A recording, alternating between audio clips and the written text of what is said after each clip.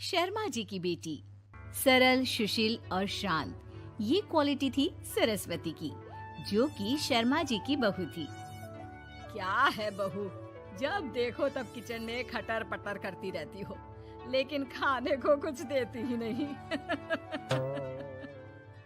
कैसी बात कर रही हो पीयूष की अम्मा? सुबह से 4 कप चाय, 2 बार नाश्ता और इतनी सारी बहू के हाथ की नमकीन तो खा चुकी हो, फिर भी ऐसा बोल रही हो? अरे कुछ तो डरो ऊपर वाले से। तभी वहाँ पीयूष आ जाता है। क्या है सरस्वती, इतनी देर लगती है क्या टिफिन बनाने में? एक काम है घर का तुम्हारे पास, वो भी नहीं कर पाती हो वक्त पर।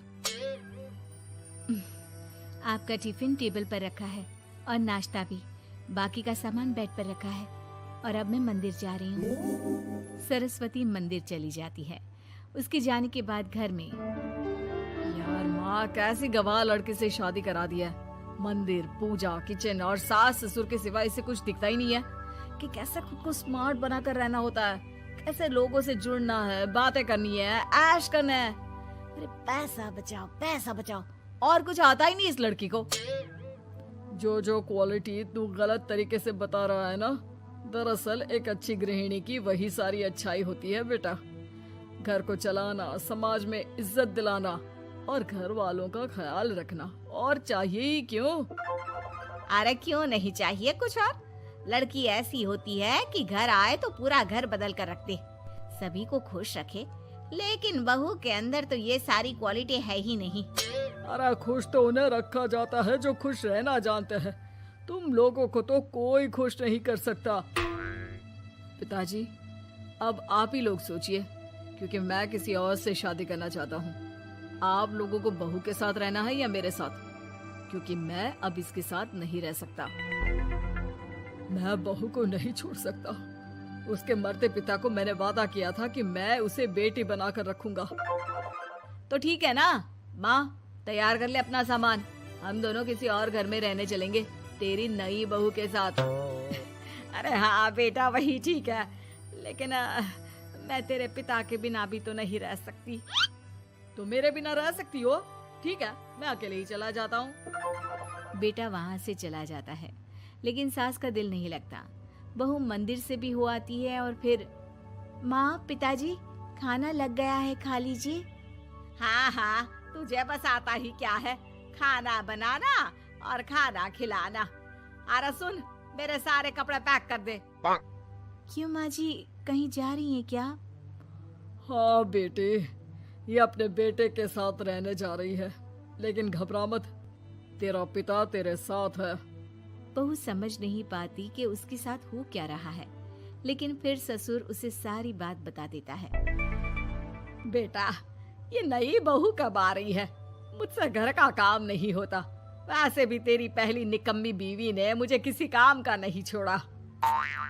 माँ वो बस आने ही वाली है, और हाँ माँ, उसके आगे ना थोड़ा स्टैंडर्ड से रहना, क्योंकि वो थोड़े बड़े घर की लड़की है। उसका एक स्वैग है, स्वैग। तभी वहाँ एक बहुत सुंदर सी लंबी सी लड़की आती है। हे पीयूष, भागकर कैब से मेरा सामान ले आओ, और हाँ प्लीज एसी ऑन करके जाना। रीमा, ये मेरी माँ है। तुम चाहती थी ना कि मेरी माँ हम लोगों के साथ रहे। हेलो आंटी जी, हम लोग ना जल्दी शादी कर लेंगे, फिर मेरी जैसी टॉप लड़की आपको अच्छी बोलेगी। एक्साइटेड होंगी ना आप? पर नो इश्यू। पीयूष, सामान ले आओ ना, एंड आंटी आप पानी ले आइए प्लीज। माँ को तो समझ में ही नहीं आता कि वो क्या करे। वो बहू के लिए पानी लेकर आती है तो उसका पैर पर्दे में फंस जाता है और वो गिर जाती है। ओहो, पूरा पानी गिरा दिया। कांच का ग्लास क्यों छूती है जब हाथ पैर नहीं चलते? कितनी मुश्किल से मैंने और पीयूष ने ये गृहस्थी बनाने की कोशिश की है। अरे पर तो क्या हो गया, एक गिलास ही तो टूटा है। अपने घर में तो रोज एक तोड़ती हूँ, लेकिन मजाल है सरस्वती कुछ कहे। और हाँ, मैं पानी वानी नहीं पिलाने वाली, मुझे ऐसी कोई आदत नहीं है। बहू हो, बहू की तरह रहो, समझी? तभी वहाँ पीयूष आ जाता है, जिसे देख रीमा रोने लगती है। देख लो अपनी माँ को। रोटी सुना रही है। और अभी तो मैं आई हूँ, थक गई थी, बस पानी क्या मांग लिया। कह रही है बहू हो, बहू की तरह रहो।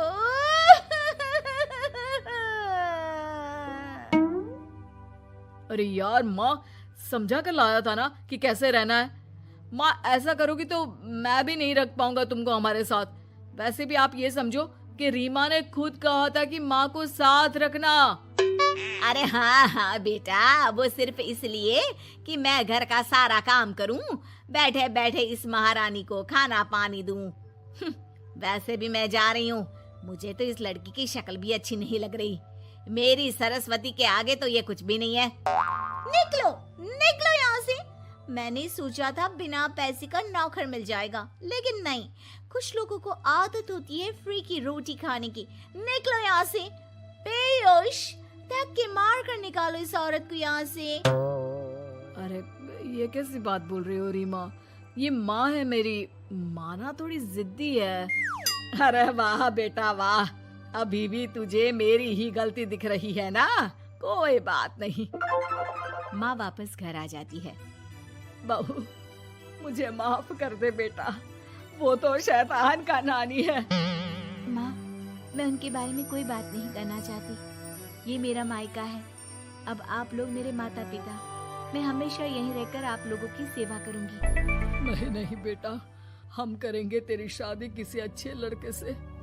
अरे कोई जरूरत नहीं है, मैं देख कर आई हूँ जो हालत है ना पीयूष की, वहाँ नहीं टिकने वाला ज्यादा दिन।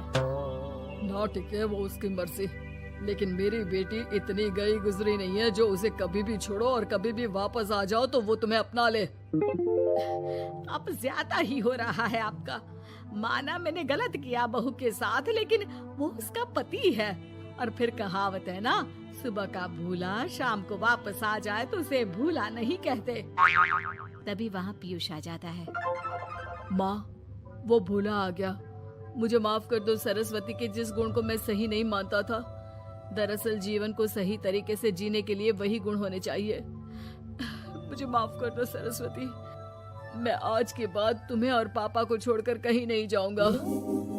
और मुझे भी बेटा। बेटा जहन्नुम में भी जाए तो उसके साथ रहने को तैयार हो जाए, वही तो माँ होती है।